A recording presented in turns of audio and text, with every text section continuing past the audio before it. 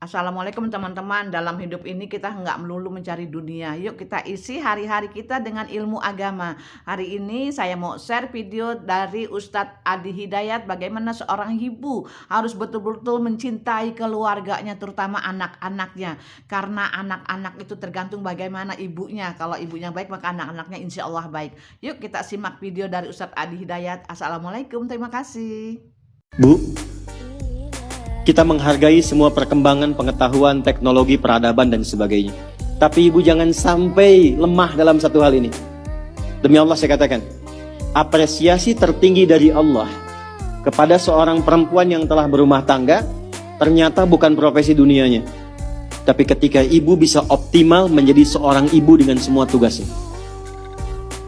Kalau belum menikah jadi seorang anak dengan tugasnya.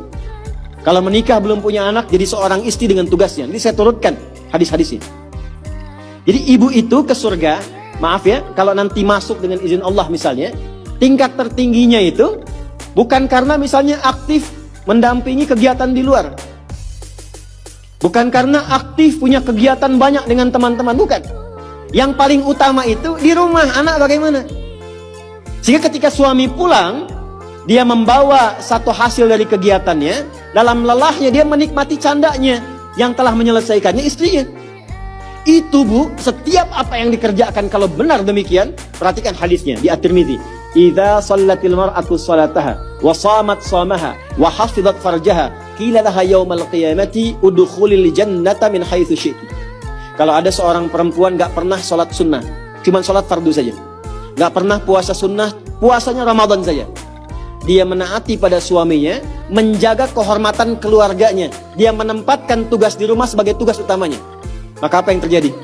Qila laha yaumal qiyamati, dikatakan kepada perempuan ini saat kembali kepada Allah di yaumil hisab, udkhulil jannata min haitsu syi'ti. Cepat langsung masuk surga dari pintu mana saja yang kamu kehendaki.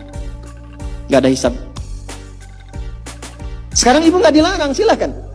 Pengajian banyakin, optimalkan. Tapi dengan pengajian itu balik bawa ilmunya kepada anak. Kalau perlu aja. Kegiatan di luar silahkan. Tapi jangan sampai, maaf, ibu aktif di luar, tapi anak ibu dititipkan pada orang lain.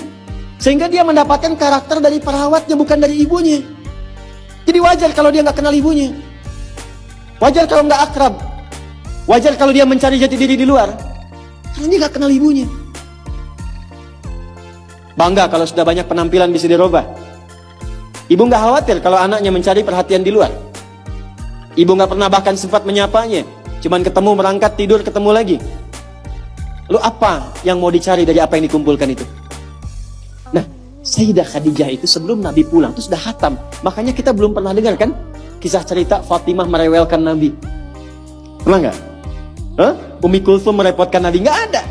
Dan selalu silent kisahnya. Pulang ke rumah itu selalu kisah di rumah itu tenang. Nggak ada satupun bab problem rumah tangga Nabi dengan anak, nggak ada. Siapa perannya?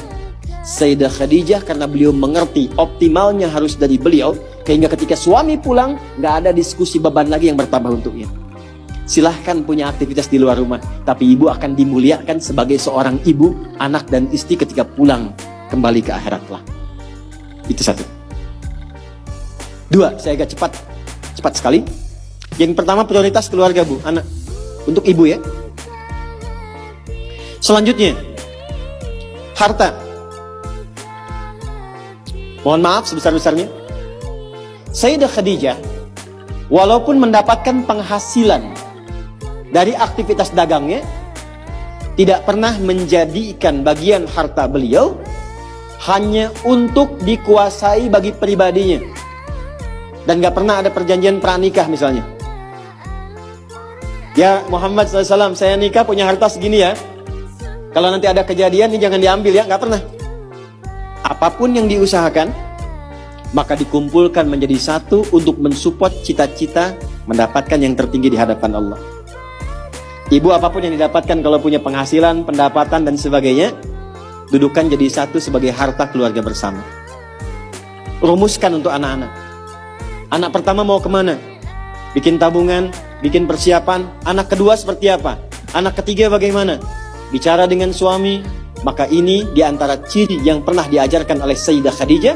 Sekalipun dagangannya cukup banyak, tapi semua yang dihasilkan untuk mensupport kegiatan yang diarahkan pada tujuan yang sama, surga. Jelas? Oke, yang terakhir. Meluangkan waktu untuk diskusi, bicara, ngobrol yang saling menguatkan, bukan mengungkit kekurangan. Tuh. Nabi Muhammad sibuk gak? Sibuk gak? Banyak tantangan gak? Tapi ketika pulang ke rumah, ngobrolnya itu dengan Sayyidah Khadijah selalu yang baik-baik, yang romantis, yang saling menguatkan. Gak pernah ada satupun kalimat tercatat di dalam lisan Sayyidah Khadijah, kenapa sih begitu sibuk? Datang ke rumah cuma bawa masalah. Kenapa sih gak punya waktu? Kenapa sih banyak kegiatan di luar? Tapi ketika pulang ke rumah, aku selalu mendukungmu. Nabi mengatakan kegiatanku ini, dan ini. Aku akan berangkat ke sini menemui si fulan. Baiklah, siapkan, optimalkan, Allah pasti melindungi. Sehingga semua kegiatan, beban yang dirasakan, itu ketika berangkat gak sendirian. Jadi beliau pun dalam sendirian pun merasakan aura-aura Sayyidah Khadijah. Mau berangkat kerja, merasakan pesan dari istri. Pulang dari situ, ditinggal pun istri merasakan pesan dari suami. Ini yang harus dioptimalkan. Dan ibu, apa yang terjadi? Ketika dimanapun suami beraktivitas dengan pola seperti ini, maka Allah menjaga ikatan pertalian rumah tangganya, sehingga dijaga dari sifat-sifat rentan yang kemungkinan bergeser atau menodai kehidupan rumah tangganya. Maaf, ini bahasanya agak halus ya. Jadi kalau ada godaan dari pihak lain itu tidak mudah untuk mendapatinya, karena kalimat istri sudah sampai pada jiwanya. Sepeninggal beliau pun ketika Sayyidah Khadijah meninggal, itu kemimpinya terbawa. Karena kenapa? Dialognya nyambung. Khadijah. Tuh. Ke bawah. Bisa nggak menciptakan suasana itu? Jadi kalau kita simpulkan, satu, tingkatkan hubungan dengan Allah lewat skema sholat dengan baik. Yang kedua, jadi ibu yang paripurna yang memperhatikan keadaan anak, keluarga dengan sempurna. Sekalipun ada aktivitas di luar, pastikan yang di dalam baik dulu. Yang ketiga, pintu dialog yang dibuka untuk saling menguatkan dengan pasangan. Itu terjaga, itu optimal, istiqomah aja bu, 3 itu sampai dengan meninggal. Maka silahkan tunggu panggilan pulang. Ya ayyatuhan nafsul mutmainnah, irji'i ila rabbiki radiyatan mardiyah. Fadkhuli fi ibadi wadkhuli jannat.